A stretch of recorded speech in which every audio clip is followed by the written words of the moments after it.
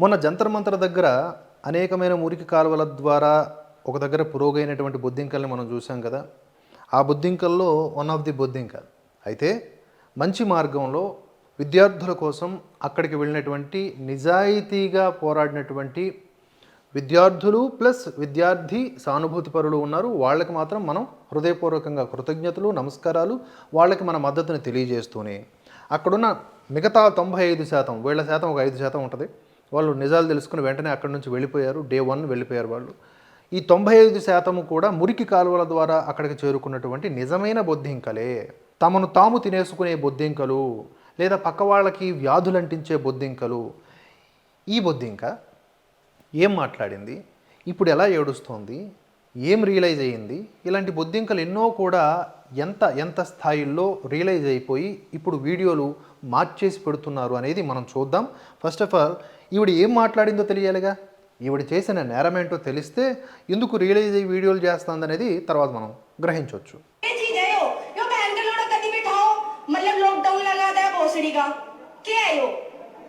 मोदी जी, आपसे मेरा एक निवेदन है, आप जहाँ कहीं भी हो मेरे से कांटेक्ट कर लो, क्योंकि मैं आपसे विवाह करूंगी, फिर थारी माँ छोड़ दूंगी.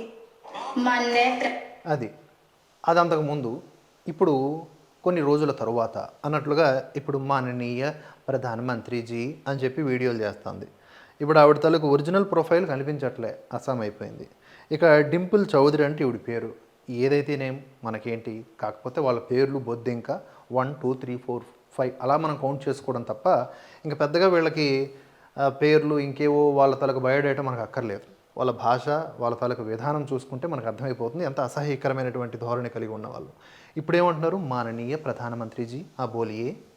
मिनिस्टर जी, नरेंद्र मोदी जी, मैं आपसे हाथ जोड़कर माफ़ी मांगती हूँ. मैं आपसे क्षमा चाहती हूँ. जो आपके विरोध मेरी वीडियो बनी थी, मैं उन वीडियो को लेके बहुत ज़्यादा शर्मिंदा हूँ. मैं बहुत ही ज़्यादा गिल्टी फील कर रही हूँ. मुझे ऐसा नहीं करना चाहिए था और मैं चाहती हूँ कि मेरे खिलाफ कोई भी एक्शन ना ले.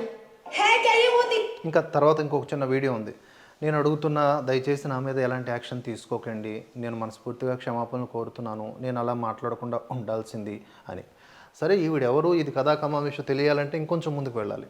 ఇలాంటి వాళ్ళందరినీ కూడా మనం ఎందుకు ఎక్స్పోజ్ చేయాలి అంటే, వీళ్ళందరూ కూడా ఈ ఇన్స్టాగ్రాము, యూట్యూబ్ వంటి మాధ్యమాల్లో పిచ్చి పిచ్చి పనులు చేసుకుంటా, ఒరిజినల్ ఇన్ఫ్లుయెన్సర్లు కాదు, బట్ నలుగురు ఫాలోవర్స్ ఉన్నటువంటి కేటగిరీ అనమాట. సో ఇలాంటి వ్యక్తుల్ని కొంతమంది హైర్ చేసుకొని, ఇదిగో పలానా ప్రొటెస్ట్ దగ్గరికి నువ్వు వెళ్తే నీకు అయ్యే ఖర్చులన్నీ మేము చూస్తాము, లేదా ఆ ప్రొటెస్ట్కి ఈ సీజేపీకి మద్దతుగా మాట్లాడితే ఇదిగో ఇంత డబ్బులు ఇస్తాము అని చెప్పి చాలామందిని రిక్రూట్ చేసుకున్నారు. ఆధారాలు కూడా బయటపడడం మనం చూసాం. అందులో భాగంగానే వీళ్ళని కూడా కొనుంటారని నా నమ్మకం. ఎందుకంటే కొంటే అమ్ముడుపోయేటటువంటి రకంగానే ఈవిడ కనిపిస్తూ ఉంది. కావాలంటే ఈ వీడియో చూడండి.